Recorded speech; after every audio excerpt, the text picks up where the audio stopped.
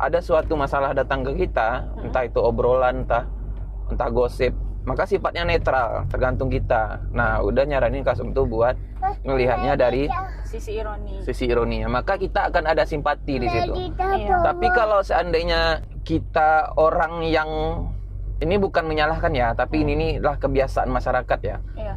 Kalau datang sebuah masalah itu polanya adalah kebencian, maka nggak jarang juga refleksinya juga kebencian. Kenapa? Iya.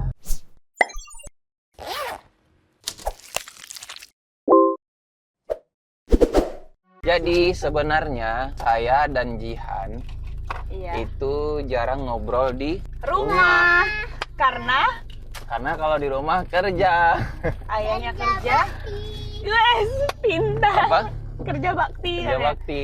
Iya, ayah ngurusin pekerjaan, kalau Umi ngurusin Anak. anak. Jadi kami ngobrolnya ya kayak gini kan Sum. Pas lagi bawa mobil, misalnya lagi beli minyak atau pergi beli sesuatu, baru kami ngobrol di rumah. Karena kalau ngobrol tiap hari, kadang hal yang kita resahkan tuh sebenarnya nggak meresahkan. Iya. Kita cuman terganggu secara emosi aja, menurut Uda ya. Kita Iya sih. tersinggung secara ego aja. Jadi cara mengetahui itu tuh memang jadi masalah buat bahan pikiran kita, ya kita biarkan dulu sehari 2 hari kayak gitu. Iya. Kalau langsung kita obrolin kayaknya itu cuman mengganggu ego kita aja. Kadang ego kita tersenggol kan, itu jadi kita jadi tersinggung gitu. Iya, betul. Nah, caranya ditahan aja dulu. Nanti kalau misalnya udah jadi bahan pikiran sehari 2 hari 3 hari, ya itu tuh kayaknya baru perlu diobrolin kan. Entah itu aspeknya dari luar atau dari rumah tangga kita sendiri. Jadi intinya menurut Uda kalau rumah tangga tuh isinya ngobrol kan sebenarnya kan. Sama yang kayak dibilang Andre Tolani kan, rumah tangga tuh isinya ngobrol. Raditya Dika juga bilang rumah tangga itu ngobrol. Tapi udah belum ada sih baca buku terkait rumah tangga. Karena penting juga tuh buat mencari ilmu pengetahuan. Karena kan kayak parenting, kayak kedewasaan itu kan nggak diajarin di sekolah kan. Itu tuh kita belajarnya kebentur belajar kayak gitu kan. Jadi kita belajar kata orang learning by doing. Jadi mengalami dulu baru kita belajar dari situ. Nah, tapi yang paling penting tuh buat Uda adalah suami bisa ngarahin istrinya. Itu yang paling penting. Karena kalau di agama kan memang suami yang kepala keluarga, dia akan menanggung semua beban dosa istrinya. Iya kan? Iya kan? Bahkan setelah akad itu orang tua si perempuan itu nggak ada lagi urusannya sama anaknya, cuman tinggal residu kasih sayang yang dulu aja. Iya, betul. Sisanya semuanya ditanggung sama Suami. Makanya Makanya surganya berpindah ke suami. Ya, makanya penting kita bisa suami bisa buat ngarahin istri. Nah, itu terlepas dari permasalahannya yang lain-lain ya. Tapi itu penting buat Uda. Terlepas istrinya duitnya lebih banyak atau enggak, tapi kalau seandainya istri bisa diarahin sama suami, insya Allah rumah tangganya aman. Menurut Uda. Nah, jadi kami tuh sering ngobrolin apa yang menjanggal di dalam pikiran kami. Mungkin teman-teman yang nonton nih bakal merasa tersinggung misalnya. Mungkin merasa ini orang berdua nih, Bang Dika sama Kak Jihan nih ngomongin Naden lah. Selama kami tidak bilang itu siapa, tidak menyebutkan nama, itu sebenarnya sah-sah aja untuk jadi bahan pembelajaran. Nah, teman-teman juga bakal tahu akhirnya gini sudut pandang orang nih terhadap kami kan gitu kan. Jadi ini tuh bukan tentang nyindirin orang lain atau apapun, ini tuh tentang bagaimana kami belajar sama situasi yang kami hadapin setiap harinya lah kayak gitu lah.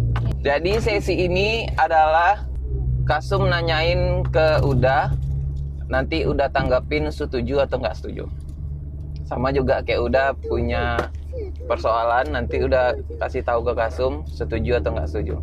Oke, mungkin Kasum ada yang mau dipertanyakan sama Uda, nanti Uda coba jawab menurut sudut pandang Uda ya. Ya. Kalau seandainya teman-teman yang lain nggak sepakat, nggak masalah. Yang nonton nggak sepakat, Kasum nggak sepakat, nggak masalah. Kita kan sepakat untuk tidak sepakat. Karena sudut pandang seseorang kan beda-beda kan. Ya. Tergantung pengalaman hidupnya. Menurut Uda, gimana dengan orang yang emosiannya tuh tinggi? Secara Uda dulu kan pernah emosian juga ya, tapi lambat laun akhirnya udah nggak kayak gitu lagi, bisa ngontrol, ya kan? Benar. Dari yang udah kerja dulu. Gimana? Sampai mau kelahi di jalan ya. Sampai mau kelahi di jalan, ada orang yang apa? Nggak sesuai di klakson, nggak jelas. Iya. Terus sudah langsung ngejar sampai aku ketakutan. Udah, sabar dah. Gak bisa, udah sabar, sakit kepala udah. Nah, sekarang jadi bisa ngontrol emosi, apalagi makin kesini makin nggak ada lagi emosi kok, asal aku ya. Malah mungkin aku yang emosi ngadepin anak. Emosi dibuat-buat. Iya. Karena niruin role model Uda. Iya. Karena role model Uda kan ada yang suka buat-buat emosi. Iya. Terus Gede. Disensor tuh, enggak bisa lagi. Jadi sebenarnya orang yang mudah emosi itu dia punya luka batin sebenarnya. Kalau menurut Uda ya, dia tuh ada krisis, bisa jadi krisis kasih sayang, bisa jadi dia tuh krisis pengalaman dalam berkomunikasi. Dia tuh nggak bisa menyatakan, nggak boleh kayak gini, hati-hati bro. Atau dia lebih dalamnya lagi, lebih tingginya lagi dia, oh ya udah orang tuh kayak gitu, ya kita nggak bisa berbuat apa-apa juga gitu kan. Bisa misalnya contoh disalib, orang buru-buru misalnya, kita kan langsung, emang apa jago kencang-kencang bu unda kok kayak gitu kan. Sebenarnya kita bisa mengambil sisi apanya ya, sisi positifnya, kayak berprasangka bahwa orang tuh ada yang dikejarnya, berburu-buru, entah dia mau ke rumah sakit, entah apa kan kita nggak tahu kan. Tadi saya kayak udah kan, udah kan ngebut-ngebut juga kalau saya. Menurut Uda kayak gitu. Nah, orang yang mudah emosi itu salah satu tandanya pertama tadi dia punya luka batin. Yang kedua dia tuh krisis komunikasi. Kayaknya banyak lah. Kalau kita ketemu sama orang yang emosian, sebenarnya itu masalahnya kompleks, banyak banget masalahnya. Itu tuh semuanya tentang perasaan. Orang tuh kadang dia kayaknya santai aja kan, tapi karena satu hal kecil meledak gitu. Ya kan? Karena bahan bakarnya itu udah banyak tertanam di hatinya. Dia tuh nggak pernah buat mencoba membuang bahan bakar yang mudah meledak ini dari hatinya. Dia tahan kayak gitu. Entah itu tentang keluarganya, nggak dekat sama keluarga, makanya kita tuh butuh dekat sama orang lain, atau kita bisa menetralisir sendiri emosi kita tuh. Tapi kalau nggak bisa, kita butuh orang lain. Lebih baik kita pakai orang lain, nggak bawa HP-nya. Lebih baik kita pakai orang lain kalau seandainya kita nggak bisa mengontrol emosinya sendiri. Nah, sampai sini setuju nggak? Setuju. Nah, terus kan orang yang mudah emosi itu menurut Uda karena egonya. Dia ngerasa dia tuh, dia super power, dia superior. Jadi apapun hal-hal yang mengganggu kedikdayaan dia akan tersinggung. Biasanya orang-orang kayak gitu salah satunya sering mendapat pujian. Nah, terus satu lagi gitu. Orang yang kayak gitu tuh sebenarnya juga dari adaptasi selama dia hidup di bumi ini sebenarnya. Jadi kalau orang yang mudah emosi itu, dia tuh tidak bisa menggambar hidupnya tuh secara hitam dan putih. Nih kalau kayak gini, nih orang ini gini nih. Nih orang ini kayak gini. Makanya udah bilang kan ke Kasum kan, udah kasih tahu kan, kalau ada beberapa hal penting yang mau diajarin sama Kasum, salah satunya adalah apapun yang datang dari luar itu sifatnya netral. Ya kan? Sering udah bahas kan. Nah, yang membuat itu tuh berubah persepsinya, berubah artinya karena kita sendiri. Kalau misalkan kita, contohnya teman kita ngegosip nih, ngomongin si A misalnya, dia bilang si A nih gini, dia nggak ada duit tapi dia gini. Datang ke kita itu, kalau di masyarakat normal, datangnya kan dalam bentuk kebencian dan gosip kan. Manganyu tuh kayak gitu kan. Coba kita cari dari sisi yang lebih manusiawinya, karena bedanya kita sama makhluk lain kan. Kalau jin punya akal, jin punya otak tapi nggak punya punya akal tapi nggak punya perasaan kan. Kalau binatang punya perasaan tapi dia nggak punya akal. Menurut Uda ya, entahlah kalau ada hadisnya yang lebih apa ayat-ayatnya. Tapi menurut Uda itu manusia ini lebih kompleks. Dia punya akal dan punya hati. Maka ketika kita ketemu sama permasalahan yang dilempar ke kita tuh nggak boleh kebawa sama emosi yang dibawa sama orang tuh. Maka pikiran kita lah yang membuat segala sesuatu yang datang tuh netral. Misalnya contoh kasus yang tadi itu, kalau seandainya dia bilangin, oh si ini gini ya, gini ya. Udah selalu sarankan Kasum coba lihat dari sisi ironinya, sisi perasaan kita. Kalau orang lagi kayak gitu tuh harusnya gimana kita? Bukan kita obrolin kan? Iya. Jadi kita ngelihatnya tuh dari sisi ironi, kasihan ya orang kayak gitu ya. Maka yang netral tadi itu tergantung persepsi kita. Kalau kita jadikan itu tuh kebencian, ya bakal jadi benci. Kalau kita jadikan itu sebuah ironi, makanya udah sering bilang ironi kayak gitu kan. Karena hal ironi yang kita bilang nih, kata ironi itu sangat jarang ditemukan di obrolan masyarakat. Kenapa udah bilang kata ironi? Biar kata ironi itu melekat di kepala Kasum. Itu salah satu mensuges orang buat ngikut apa yang kita katain, kita yang ngajarin. Makanya udah sering pakai kata ironi. Makanya kalau ada suatu masalah datang ke kita, entah itu obrolan, entah gosip, maka sifatnya netral, tergantung kita. Nah, udah nyaranin Kasum tuh buat melihatnya dari sisi ironinya. Maka kita akan ada simpati di situ. Tapi kalau seandainya kita orang yang, ini bukan menyalahkan ya, tapi ini lah kebiasaan masyarakat ya.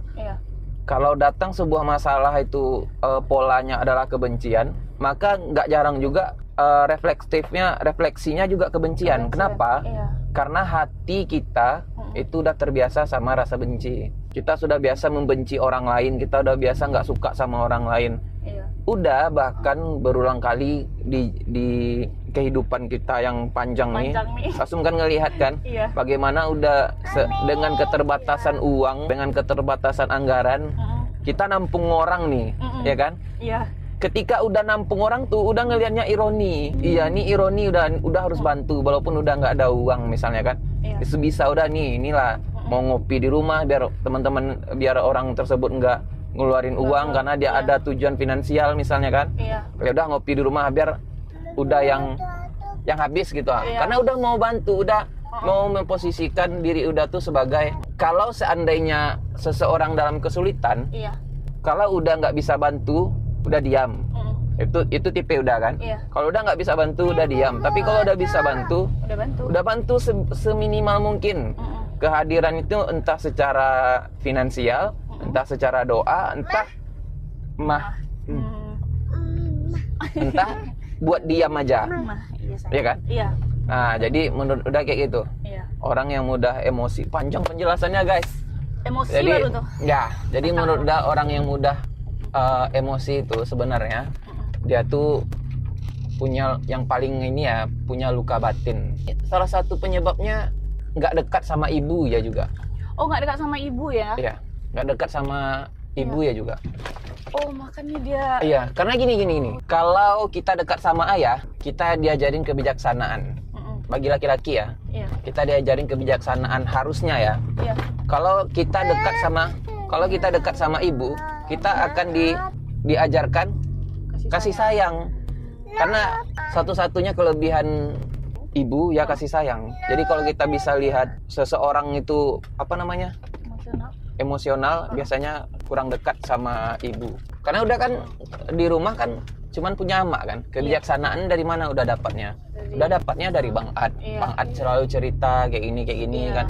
Terus ada problem di sekitar udah nanggapinnya juga, oh ini gini. Akhirnya kita belajar kebijaksanaan di sana. Kalau belajar dari kasih sayang tuh biasanya dari ibu. Itu bukan secara belajarnya, bukan secara kayak anak-anak ini kasih sayang, bukan kayak itu. Refleks dari hati ke hati aja sebenarnya. Mungkin double informasi ya. Ya paling utama tuh luka batin sih.